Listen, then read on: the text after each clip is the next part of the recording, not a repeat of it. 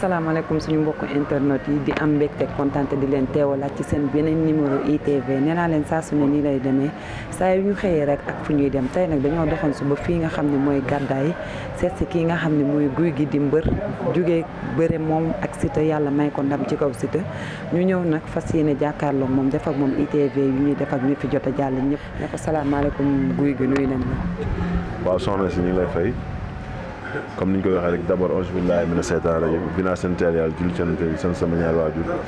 maa ngi nuyu sama sëriñ Saa Seck borom ndigal di ñaan Sénégal yàlla fi jàmm yàgg te wér nuyu sama xalifa général Mame Cheikh Ahmed Tidiane nuyu àdduna bi yëpp suma yaay Wara Sarr suma grand nas nuyu comico nuyu fi ma ñi nga xam ne ñoo ma dalal vraiment même pas 10 jours sama sànc bu bees bi nii xam nga moo ñu dex gi aseg na di leen sant leen gërëm di nuyu suma waa dëkk suma famille daal waa Thiénaba baax nuyu suma waa école Mor Faram Ngelum Djili Wade Sal Saare suñu président école Pade ñoom maaw vraiment ñuy ñëpp ñu nekk ci école bi yëpp bàyyiwuñ kenn ci xale yi ba ci suuf tamit. Gouye Gui ñu gis la nga bëre yow ak Siteu yàlla may la ci ndam mais keroog bala yàlla mayee ndam dañoo gis da nga ñëw toog ci plateau bi jooyi dañoo bëggoon xam lan moo waraloon sa jooyu keroog bi. jooy yi moom kii wax na ko keroog sama papa Mor Faram jooy mbégte la quoi yooyu jëluñ si laajaat jooy mbégte la quoi jooy mbégte la ak jooy émotion ak pression combat bi quoi. mais gars yi dañ ne woon Gouye Gui Guédiawaye ñëpp ko seetaan leader yi ñëpp seetaan ko loolu moo taxoon ba mu amee victoire dafa jooy xolam moo sedd ba mu jooy. loolu la ñu non man gëm naa ni seetaanuñ ma parce que maa ngi woon ak suma entraîneur. su may encadré ma école su may président ak Nas Wara Sarr ñoo la a àndal sama combat yi gën a métti ak yeneen yëpp kon seetaan nañu ma waaw defe naa ay rumeur la rek ñooñu xam nga waaw man moom ñi ma doon àndal la àndal ci combat bi quoi waaw am na sax luñ ci wàññi mais ñi ma doon àndal la àndal ci combat bi. ñi nga daan àndal ngay àndal ci combat bi mais dañ daan gis ne responsable politique da ngeen leen daan tudd di leen gërëm. mais bii gis nañ ne Gouye Gui gërëmul kenn dafa gañe toog jooy ne alhamdulilahi rabil alamin loolu moo wan ne ñëpp ne kii Guédiawaye mbëri dañ doon booloo ñëpp ànd ba ci population Guédiawaye sax dañoo gis ne dañ la seetaan ndax li nga ànd stade tamit keroog bëriwul woon. non si bëri na li ma indi stade bëri na parce que lamb ji moo demee woon noonu sumay supporters dañoo dem parce que ci kaw Siteu bi te bu ma amatoon beneen combat ngay xam ba xam parce que tamit lamb ji moo demee woon noonu quoi waaw mais wàllu politiciens yi ngay wax naan sant kii man Wara Sarr laa mas di sant signature sant naa ko gërëm naa ko ñaaral naa ko bi lamb jeexee sant naa ko gërëm naa ko kooku du ay sant sax maa ngi moom mais suma yaay la du ay politique suma yaay la du ay jàppale suma yaay la ku ma comme doom jim jural boppam la ma def suma yaay la daal waaw moom waree mais amul keneen ku may toog naan la wàllu politique maan la Gouye Gui maa ngi lay sant di la gërëm waree rek. mais après sa combat yak Siteu promoteur yi ñu ngi lay seet si. waaw ñu ngi may seet si ba nii rek ñu ngi woote di wax di nas ñu ngi woo di wax tey it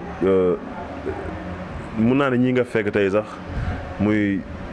Djili Wade ak père ak Ngelum ak président bi ci yooyu lañ doon waxtaanee parce que ñun duñu rek làmb rek mooy tax ñuy gise wala làmb rek mooy tax ñuy waxtaan gis nga dañuy toog waxtaan déggante affaire yooyu lu war suñu école pas man rek quoi parce que man rek nekkuma fu mbër ñu waxtaan ci pour suñu école yi suñu écurie yi jëm ci kanam comme bilan bi nii ni mu génnee yàlla def ci jàmm defe naa bu ñu jëlul pay ñooy jël 2 te loolu écurie yi bari nañ fi ko loolu sant yàlla ñun noonu la ñuy liggéeyee noonu la ñuy defee ba yàlla dañu may li ñu may lu ñu may lu ñu jël mais résultat nag waaw ci la bokk muy résultat baax comme ni ñu defee nii duñ gëj di waxtaan daal. Gouye Gui lekk na avance wala lekkagul avance benn promoteur. non lekk gu ma avance ñu ngi woo di wax nag quoi mais saa buñ jubóog nas rek mu dégganteeg Mor Faram ñu waxtaanee affaire bi rek man moom damay jël quoi parce que tamit ci ay loxo laa nekk mun naa ni dama daan nekk ci yu kenn xamul ñu neen Gouye Gui moo def nangam mais bu fekkee Gouye Gui dafa nekk ay loxo rek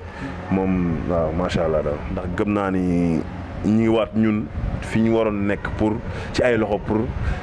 nit ñi am ci ñun yaakaar amoon nañ ci yaakaar sax gën a am ci ñun yaakaar parce que boo gisee Gouye Gui mel benn faset rek dafa def loxo ne bokkul ci def ko ci yaramam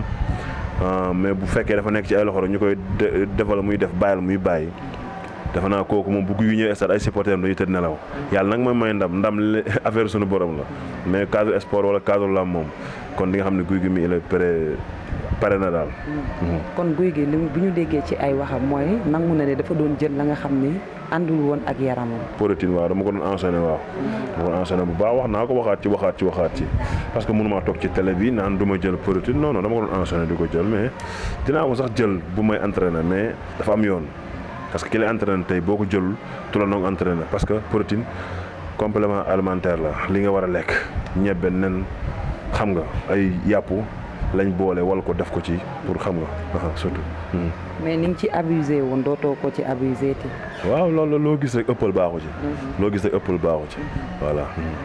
mais dañ la gis ne yow ci boppam ba nga daanee Siteu ci plateau bi nga toog di jooy Tapha Gueye jël mouchoir pompal la say rangooñ jël mouchoir bi sànni ko nga ne nañ la dellu sa mouchoir say rangooñ ndax yow da nga dégg ci ay weewu béy ni yaa Gris Bordeaux yéenay daje. wala promoteur yi waxaguñ la sa combat yaa Gris Bordeaux. ñi ngi woo Gris ñi ngi woo keneen ak keneen waaw ñu ngi woo parce que Gris mbër la def naa suñuy preuve def na ay preuve moom dañoo war a amul lenn loo xam ne warul tey mag moom duñ daje lenn waaw kon nag loolu bu amee ma xam dañoo war a daje da ngay jël sa matukaay bopp te bu dee loolu dafa amoon tey loolu mu jëloon tey wàllu cadre làmb da koy gën a yombalal wàllu musique am moo tax ma jëloon loolu mais du leneen Père Tapha làmb nitu làmb la moom du ci mer xam na li may def xam na tamit li may wax waaw loolu moom du ci mer ki xamul daal moo naan guy gi mii dafa xaw a nangam ak nangam affaire yooyu. mais am na ñuy wax ne guy gi dafa âgé. âgé comme. ñu ne guy gi dafa magal léegi. waaw d'accord kon xanaa ñoom léegi dañuy génn làmb ñoom. ñu naan ay Gris Bordeaux ak ñooñu xanaa kon ñoom dañuy génn làmb man bu ma âgé. yow da nga bëgg a wax ñoom Gris ñoo la moom. non dama ne xanaa ñoom dañuy génn làmb ji non dama la yombal waxtaan bi rek nga bañ a sori. man ba ma âgé. kon léegi ñoom dañuy désatelier dañuy génn ci làmb ji man ma des. waaw. noonu nga gisee. non moo am. guy gi noo gisee arène nationale bi. waaw sant yàlla arène nationale bi comme ni ma ci waxoon rek arène nationale bi dañ ko wut ay at sunu maam Abdoulaye Wade ñëw na fondation ko comme ni ñu koy waxee teg première pierre bi Macky Sall ñëw mu àggale ko ci loxoom kon duñu lul sant ko yàlla parce que tamit loolu mooy àdduna muy juma muy nguur kenn du def lépp da ngay def lii keneen ñëw def lee mais ci kum ko àggale ci loxoom nañ boole gërëm ñaar ñëpp sant ñaar ñëpp parce que kii yéenam la woon mais ci kii la àggee te ñun loolu suñu ferte la ñu am suñu yëf bopp tey lu ñu fay def comme ni ko Alioune Sarr di waxee rek boo fa demee boo bëggee taal di nga taal soo bëggee gas di nga gas soo bëggee indi ndox mu bari di nga indi ndox mu bari kon loolu suñu ferte la parce que moom damay dégg souvent mu koy wax naan li ñuy tere ci fii stade jàmbur bu ñu demee suñu stade lépp dañ ko fay def kon defe naa ne ñun arène nationale bi suñu ferte la suñu arrangement la ñun bëri waa di ñaan yàlla ñu ubbee ko jàmm ak salaam man ma ubbee ko ndam ak mbër mu bëgg dëkk Pikine waa ak ndam ci barke Seydina Mohamed. ak mbëru Guédiawaye waaw mbër bu dëkk Pikine rek ubbi ko ndam waaw mbër mu dëkk ci taatu stade bi. waaw. mais guy gi sa wax bi lëndëm na de. lu leer laa lay wax soxna si xanaa amooy dégg-dégg dama ne la yàlla may ma ubbi ko jàmm ak salaam ak mbër mu dëkk Pikine ci taatu stade beeg ndam loolu koy leer na. waa dégg. leer na dégg waa leer na nañ. kon est-ce que guy gi mu ngi politique. non man dama politique man moom comme li ma la wax rek Woré Sarr laa xam quoi man Woré Sarr laa xam xawma politique Woré Sarr laa xam lu Woré Sarr def rek laay def waaw mais man duma politique waaw. ñàkkul leader yi ñu ngi lay seet.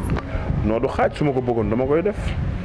mais man Woré Sarr lu mu dugal rek ci politique dama koy def mais man duma politique. waaw télé laay waxee nag ko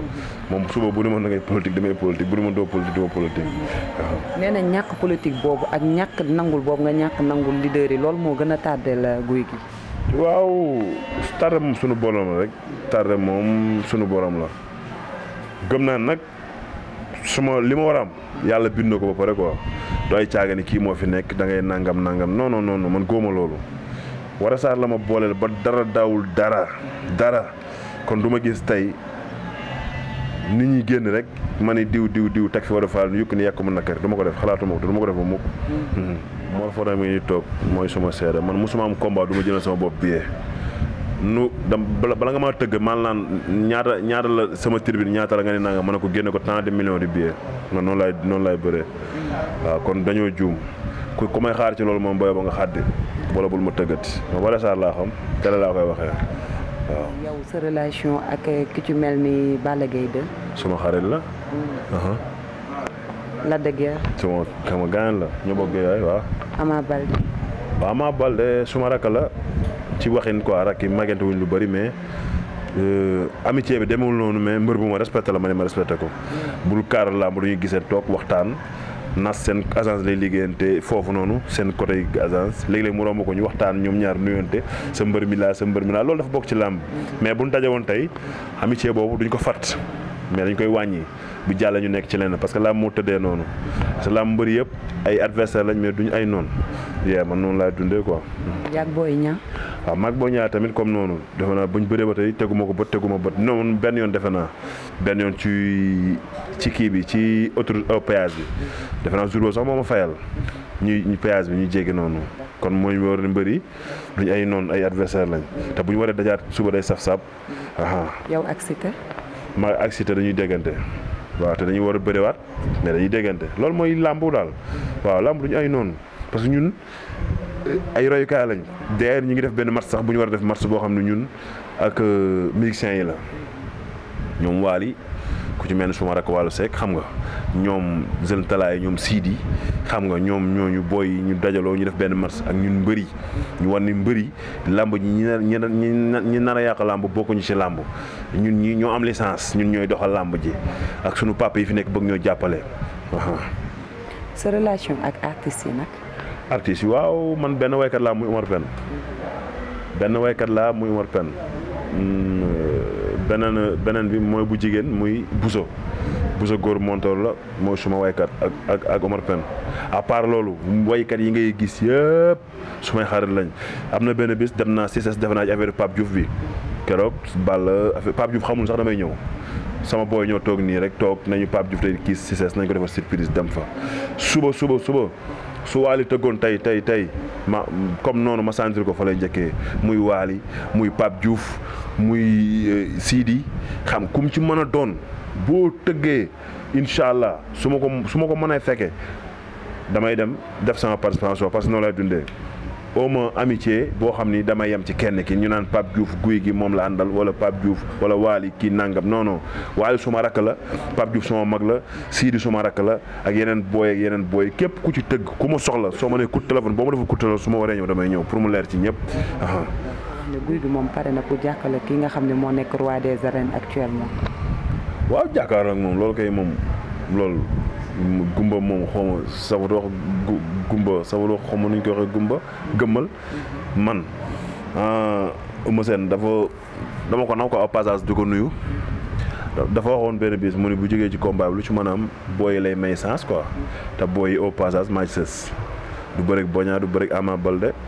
yeneen booy tudd mun da nga koy tuutal te xam naa du dem ba di bëri ñooñu kon maa ci sës moo tax ma waxoo loolu mais du caaga ni te bien sûr am droit bëreeg man am naa droit tamit laaj ko tëkku ko c'est la première fois may tëkku mbër parce que mbër yi ma gën a estimé moom ci la bokk mbër yi ma gën a jox cër yi gën leen a yëg moom ci la bokk moo tax ma di ko laaj te daan ko nag indi roi bi géejawaay fii nekkaat daan na Eumeu Sène day bokk suma palmarès parce que daan na Eumeu Sène day tombeek li ma doon mesure yàlla may ma ko muy bëgg gi ma ko bëggoon bi may nekk booy. foo teg ni yow yaa sës ci booy yooyu Eumeu Sène doom limal. Boy Niang du bëreeg moom Ama Baldé du bëreeg moom. génn waat fi beneen booy war a bëreeg Eumeu Sène. Gris Bordeaux. Gris Bordeaux men. Gris Bordeaux bi Coura Mason. waaw non du bëri Eumeu Sène kooku ñoom tuddante nañ doom te ñoo bokk seen mbaaw yooyu te Eumeu Sène wax na ko. pourquoi gëmoo ni dër bi la mun na nekkaat moom ak Balla Gaye 2 mi nga xam ne moo fi jotoon nekk seen roi des arènes. waaw kooku moom loolu moom la concerné quoi. mais man su ma wax laay man personnellement man dama ne sama roi man maa koy xëccal sama bopp man bootuma ci benn ginnaaw mbër naan la da nga ma indil roi bi man sama roi laa ne ma dama ko indil waa Géejawaay. waaw surtout waaw. waaw bootuwoo ci benn ginnaaw mbër boo waxee nii tey ak ñëpp xam ne guy gi ak Balla Gaye 2 fu mu toog guy gi danaan Balla Gaye 2 c'est le lion de Guédiawaye. Lac de Guiers 2 noo ko daan waxee. non loolu du deñ. Balla Gaye 2 c'est le lion de Guédiawaye loolu moom kuy wax Balla Gaye sax loolu nga koy wax guy gi c'est le baobab wala l'éléphant de Guédiawaye tamit mais dama ne boo déggee ma la bootuma ci benn mbër tey mun nga ni yow fi ngay gisee Balla Gaye 2 comme léegi yaa ko wax sa bopp nga ni moom dafa day Eumeu Sène mën a bëre ak moom pour jël roi bi moom la mu bëgg man laa bëgg pour mu kaleer la mu bëgg man laa bëgg waaw parce que Balla Gaye boo seet mos na toog benn instant mu ni man damay jël roi bi man sama nopp moom may damay jël roi bi yor ko ba doyal jox sama rakk ba doyal am na ci droit man tamit damay jël roi bi yor ko ba doyal jox sama rakk ñoom Pambaay Mbay tu ñu yor non si si loolu la waaw promoteur yi ñi ngi woote ñi ngi wax ba nii bi ngay ñëw rek nii avant sama gars yi di ñëw nii ñi ngi woot ñi ngi woo di nas di wax mais lu sotti am borom te lu ñuy togg bu ñoragul boo ko yàkkee dañ lay meree wala ñu la ñorut dañ bàyyi ba mu ñor bu ñoree ci jàmm ak salaam di nga ko yëg ñeneen di nga ko yëg waaw. mais nee nañ làmb amatul buzz léegi de. waaw yaa xanaa yaa manqué buzz bi yow.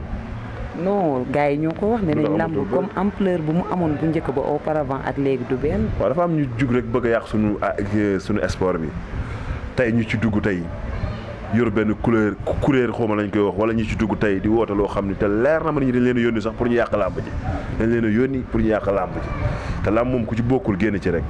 billaahi ku ci bokkul bokk yàq du la jig waaw. yow gisoo ne instant yi war nañu mën a moderniser lamb ak seen arène bu bees bi genre ñu wàññi seen cumukaay yi xon yeeg gàllaaj yi moderniser ko ba nga xam ne dina leen permettre yéen chaque année ngeen am 2 wala 3 combats. yow noo xon. man waxuma la man sama xon de man waxuma tey samay wax andiw fi nit mais waxu guy gi moo ñu fi andi. waaw dama lay laaj ndax yow doo xon. non man du ma xon. doo xon waaw kon baax na yow jàppal ne boo tëddee ba guddi rek jàppal ne man dama xon waaw jàppal ne sunu borom moo la tiim ay seng tiima la doo xon man damay xon wàññiwu ma damay yokk. déedéet waxuma la nga wàññi de carrément mais mbër yëpp ngeen moderniser ko ba ce point ba nga xam ni tey di ngeen dem ba di ngeen année bi dina leen permettre ngeen am 2 wala 3 combats. non loolu mënul nekk suñuy combat ñun année bi mënuñu am 2 combats wala 3 gën gaa bëri 2 maximum 1 mënul ñàkk mais wala sax nga année balance parce que sponsor yi ñoo demeetul noonu beneen bi xam nga promoteur dañ koy taxale xaalis bi nekkatu fi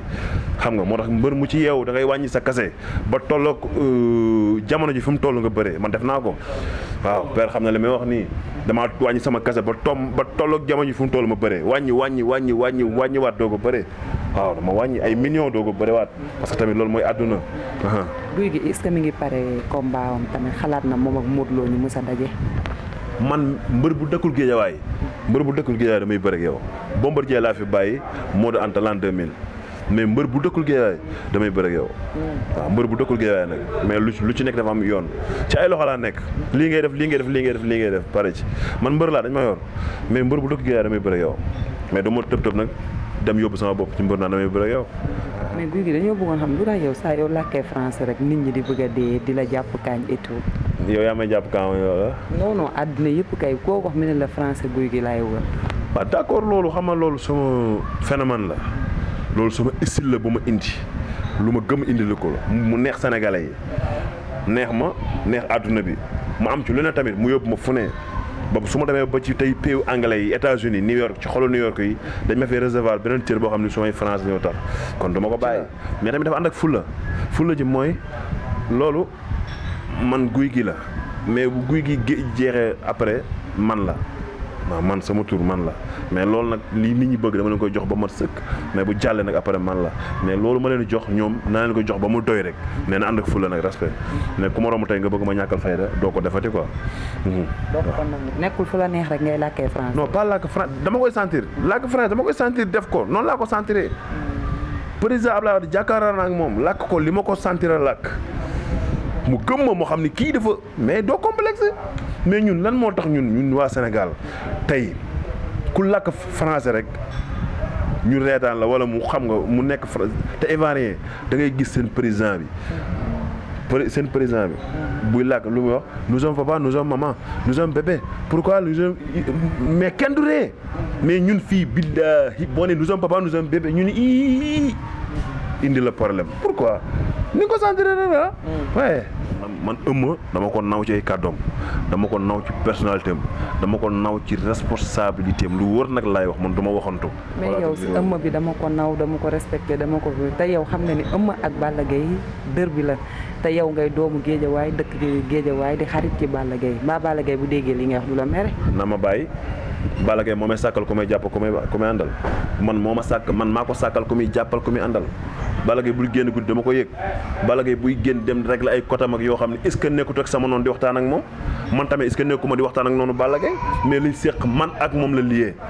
liñ séq jox na sama cër jox naa ko cëram mais du ma wax kii laay waxal ak kii mu waxal dama ko naw loolu ku dul Balla Gaye sax boo ma ci bañee nga bàyyi ma nga àdduna àllaxira dama ko naw waaw mais dama bëgg a bëre ak moom daan ko mais dama ko naw waaw xam naa droit. est-ce que nekkul li ngay wax ni nekkul da nga ko bëgg a baab rek pour est-ce que nekkul sa wax ji yëpp da nga ko bëgg a baab rek pour daan ko non non c'est de la vie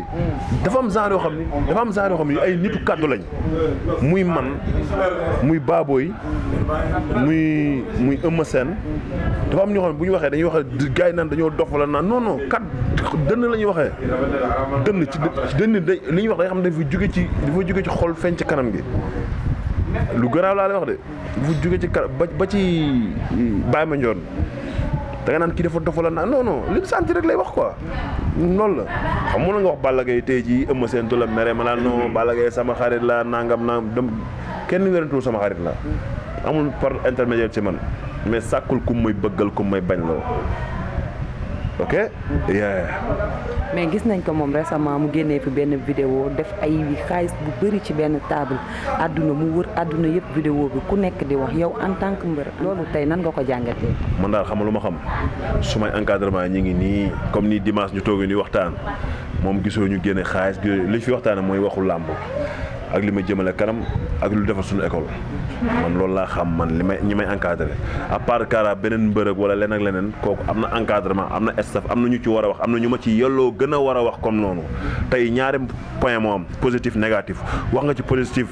nga dem ci internet bi ñu wax la négatif wax nga ci négatif ñu dem ci internet bi ñu gën la yokkal say négatif am na ñu ma ci gën a yellool wax quoi en tout cas suma xarit la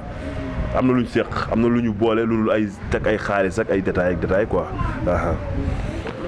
un peu de mots de la France de participation pour Gouye Gui Lutteur demande la parole toutes les populations sénégalaises pour les jeunes de Sénégalais dernière 3 c'est Gouye Gui, Modou Lo, Balla Gaye, Ama Baldé, Boy Niang, tous les supporters de la lutte pour la discipline chaque jour parce qu'à l'arène nationale nous sommes dans l'arène nationale pour la Sénégal tous les Sénégalais c'est pas arène nationale pour Gouye Gui, pour Ama Baldé, pour Pikine waa non pour tous les Sénégalais mais chaque jour pour demander la parole tous les supporters des lutteurs ça arrive des arènes nationales c'est demande la parole pour la discipline chaque jour deux ou bien positif négatif ku donné sortie ndam sor défaite sor moo jëkki donné ndam Bamos. mais Gouye Gui ana saa Kajoor. waaw saa mi ngi fi dem na faju ba ñëw mi ci jàmm baax. yéen a ngi déggante. waaw ñu ngi déggante mais moom dañ ko gisoon mu def benn sortie récemment di wax ni ñëpp woon nañ ko Balla Gaye jàppale na ko waaye ba tey gisul Gouye Gui déggul Gouye Gui est-ce que loolu am na. non saa ko sama mag la moom li ñu boole moom xam nga dinaa fa dem seetu ko maag comme ni ñu ko doon seetee rek xam nga moom bu toll ci feebar am na yoo xam sax doo ko wax ci moom sama mag lay masa doon sama idole la maa ko bëggal sama bopp jeex na surtout dinaa fa dem seetu ko li ñu waraloon moom lépp incha allah dinañ ko def ci ay loxo laa nekk moom ci ay loxo la nekk di ñaan yàlla loxo yi ma nekk moom loxo yi dem nekk rek yàlla sutural ko boo xam nga mu mën a ñëwaat commencé entraînement am man tamit ma ñëwaat commencé suma entraînement yàlla suturaal ko fëgg boppam ba mu bëree combat mi ko dese man it bëree sama combat yi mu dese man li ma la mën a wax daal mooy man may ma sama bopp man su ma la may sama bopp may lu ëpp li ma am sama bopp man su ma la may sama bopp may lu ëpp li ma am sama bopp yàlla mooy maye. mais dañoo dégg mi ne récemment dañ la invité woon benn émission nga toog ñi laajte la ko nga ne mi ngi fi mi ngi ci jàmm te nee na jamono jooju ngay wax loolu moom mi ngi ci ay xat-xat yu metti ba nga déggee loolu yow mbër nan la def ci yow. waaw loolu man maa ko waxoon te loolu li ma ci jublu woon defe naa ni sutura ak nëbbu feebaru jàmbur laa ci jublu woon sutura ak nëbbu feebaru jàmbur ak bañ tey ñu naan mi ngi uñu feebaru jàmbur ci télé bi wala nangam ak nangam affaire yooyu boo seetloo dama wax sa Pape Cheikh dafa mën ko dara jotu ko dara na alhamdulilahi rabbil alamin maa ko wax mais loolu tamit comme que noonu la demee noonu la ko gisee maa ngi jégalu parce que tamit defe naa léegi ñu ci bëri feebar léegi boo wul rajo bi duñ la faj wala boo wul télé bi duñ la faj waaw ñu ngi ci jégalu daal ci wax bi waaw comme que moom noonu la ko gisee man nag gisuma ko woon noonu mais loolu moo wax moom maa ko wax maa toog Pape Cheikh wax ma ne ko dara jotu ko mi ngi tane ak Pape Cheikh mu ne ma tane na ma ne ko alhamdulilah Pape Cheikh ne ko alhamdulilah. yéen lan ngeen di xaar ci moom en tant que mbër lan ngeen di xaar ci moom. li ñu xaar ci moom mooy fii xaar moroomam yi rek comme ñenn ci kaw comme roi des arènes dañuy wax yooyu yëpp war na ko mën a am c'est-à-dire mu gën a liggéey rek xam ne yëf yi moom kenn moomu ko waaw ku liggéey rek sa cër ngi ci waaw parce que bu njëkk dañ naan mënul bëre mais léegi loolu kenn waxatu ko parce que daan na mbër ci ay façon yi ay daan yoo xam ne daan yu wuute la kon léegi kenn waxatul loolu waaw xam mu gën a góorgóorlu rek xam na yëf yi moom lamb la ci am cër mi ngi koy jël mais am na lu ci des loolu nag il faut mu gën a liggéey gën a fonk ay responsable am di waxtaan ak ñoom di diisoo ak ñoom kon mu ngi koy defee nii loolu am na solo trop en tout cas moom nit bu amee ngërëmul waajuram rek lu mu defee te yomb ci moom te ñaar yi am na ko yaayam gërëm na ko bàyyam gërëm na ko loolu nag lay sàkku ci ndaw waaw. mais est-ce que nekk ak mbër bu mel ni Gouye Gui yomb na. waaw yomb na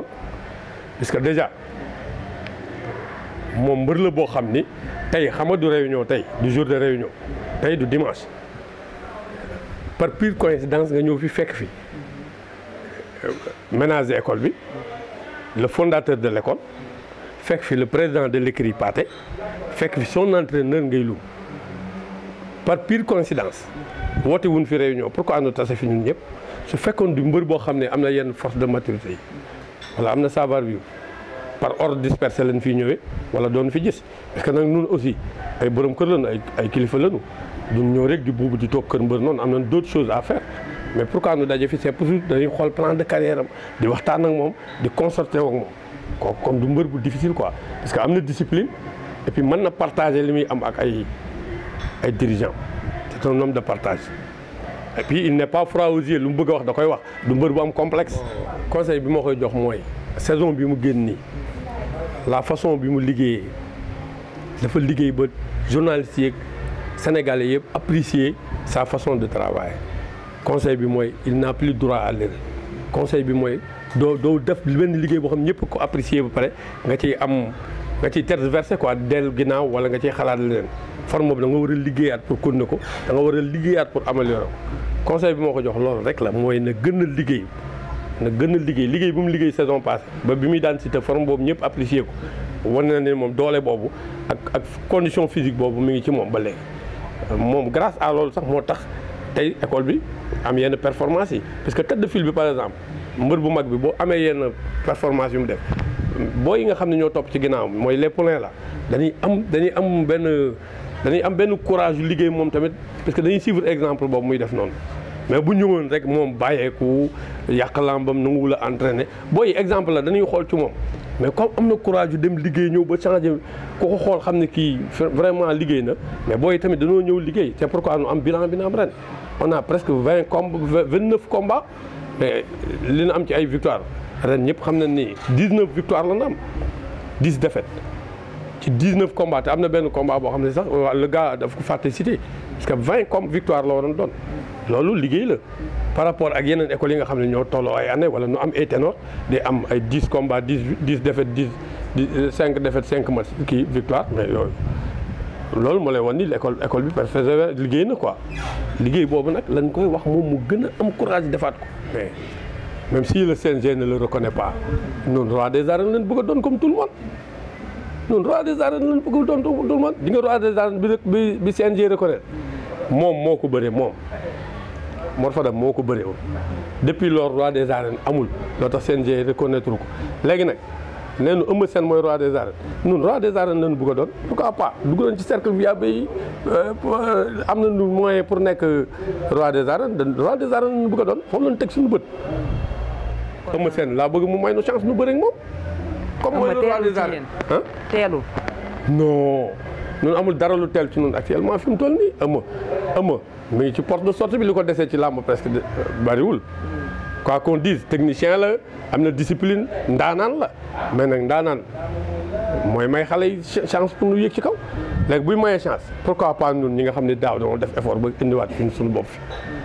tëbuñu tëb di ñaan chance noonu rek dañu liggéey pour am chance boobu foofu lañ teg suñu bët. Ngay Loum yow ni nga dalee nii ak sa nan la tuddati sa mbër nu mu njax la fee est-ce que yomb na nga coaché ko. waaw mais xam nga fii salon la moment dal la quoi. mais bu dee sa terrain ba dañuy ànd ak moom di liggéey sérieusement waaw. coaché Gouye Gui est-ce que yomb na. non coach Gouye Gui amul benn problème parce que le problème mooy da ngay sawar sax pour coacher ko parce que yu bari moo la ci gën a dugal sax di la tooñ en tant que coach da ngay am cawarte pour nekk ak moom pour liggéey ak moom loolu tax man na liggéey ak Gouye Gui amul benn problème waaw. est-ce que dina la arrivé des fois nga sant ko benn affaire mu dem ba combat bi dëpp li nga ko santoon andi moom xelu boppam. non depuis ba ñu nekkee ba léegi nag ci lépp lu ñuy def rek nañ ciy déggoo musuñu werante maanaam musul wax jaar nii ma wax jaar nii musul am te yàgg na boobu depuis mi ngi bëre mbapat ba léegi. kan ngeen teg seen bët instant yi. waaw moment bi ñu toll nii presque boo xoolee li la secrétaire général bi wax loolu rek mooy wax ji parce que Eumeu Sène maa ngi ko déglu benn jour muy wax xam naa ne ni mu waxee mooy booy yi ñëw ñoom la bëgg a bëreel te booy yi ñëw instant bi ñetti booy rek la boo xoolee muy Ama Baldé Boy Niang Gouye Gui te ñaar ñee du bëreeg ñoom kon Gouye Gui ci des kon normalement war na mën a jël Gouye Gui bëreeg moom. yéen daal seen prochain adversaire Eumeu ngeen yaakaar ne moom la war a mën a ne. man daal loolu laa gis quoi parce que comme ni mu waxee rek boo xoolee wax bi rek noonu laa gis sax ni comme ñetti boy yi ñëw yaa ngi dégg te ñaar ñee du bëreeg ñoom kon kay Gouye Gui moo ci des kon normalement war na mën a jël Gouye Gui bëreeg moom. waa ñu toogoon di ma seenaan su fekkee wax naa erreur maa ngi jégalu su fekkee wax naa lu boobu baax ñu xam ne suñu borom la waaw di gërëm ñëpp di santaan ñëpp di santaat àdduna santaat suma yaay Bada Sarr di sant suma famille suma soxna bébi suma doom suma taaw caama ñëpp maa leen nuyu parce que tamit nit ki amul lu sa njaboot loolu dafa neex xëy toog nii waxtaan lii rek dafa neex waxuma la say entraîneur say mag xam nga ñëw toog ak yow lii man moo ma gën a ay millions parce que lii émotion la ci man quoi waaw parce que defaloo leen loo xam ni tey bàyyi nañ seen temps ba toogandoo ak yow benn suba ba ngoon am na ñu ko bëgg mënuñu ko am tey lii am na lu muy yokkaat ci man bu doon dama doon góorgóorlu benn dinaa ko defaat 10 waaw bu doon dama doon def benn naa ko defaat 10 di leen sant di leen gërëm di ñaan yàlla seytaane ba ñu dugg ci diggante bi waaw bàyyi ñu fi ba ci kanam a kanam liñ bëgg rek comme li président wax sànq roi bi laa bëgg roi bi ma indi ko roi bi bu ko defee man tàggale kook moom quoi moom chaque jour ay détails waaw di gërëm ñëpp di gërëm waa cité bi nag sama gars yi ñoom Pape sama taalibe am bolo xam nga ñoom Mara waa koñ bi xam nga bàyyi ma kenn waa dex gi prési xam nga di gërëm sa caméraman bi vraiment di la gërëm yow tamit xam nga yow moom nit ku baax nga nit ku baax nga nit ku xam nga waaw àdduna amul solo daal xam nit ki moom boo gisee nit ku baax wala nga xamul ko lu baax da nga koy wax bañ koo téye boo ko téye xol bi mooy yàqu moo tax nit xol bi warul di bon waaw di gërëm ñëpp di sant ñëpp. merci beaucoup ñu ngi kontaan ak ñëpp ci yéen ñi nga xam ne yéenay commenté saa su ne nee naa leen ñu ngi lire commentaire yi ñu ngi leen di safoo di leen faale telesenegal.com fa la lépp di xewee fa la lépp di leeree.